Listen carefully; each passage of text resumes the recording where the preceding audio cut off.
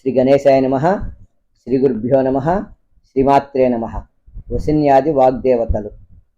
చిదగ్నిగుండం నుంచి ఉద్భవించిన పరదేవత అంబికామాత దేవతలు కోరినట్లు బండాసురుని వధించాక తన నుంచి తెల్లని 8 కిరణములు సృష్టించారు. ఆ 8 కిరణములు 8 స్త్రీ రూపములుగా మారినవి. ఆ స్త్రీమూర్తులకు అమ్మ వసిన్యాది వాగ్దేవతలు అని పేరు పెట్టారు. కారణం ఆ పేరులో ఎందుకు పెట్టారు?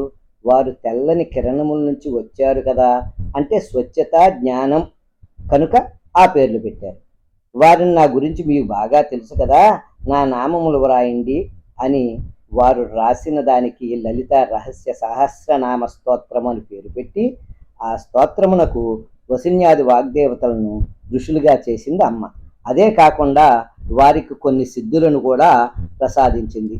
అరుణాదేవి కరుణ ప్రేమలకు దేవత, కామేశ్వరీదేవి మంత్రాలకు దేవత, కౌళినీదేవి కుండలినీ యోగ మంత్రదేవత, జయినీదేవి జయమును కలిగించే దేవత, మోదినీదేవి ఆనందం సంతుష్టి కలిగించే దేవత, వసినీదేవి ప్రతికూలతలు తగ్గించి అనుకూలతను కలిగించే దేవత, విమలాదేవి నిర్మలమైన జ్ఞాన విద్యా మంత్రాలకు దేవత, సర్వేశ్వరీదేవి అధికారానికి దేవత.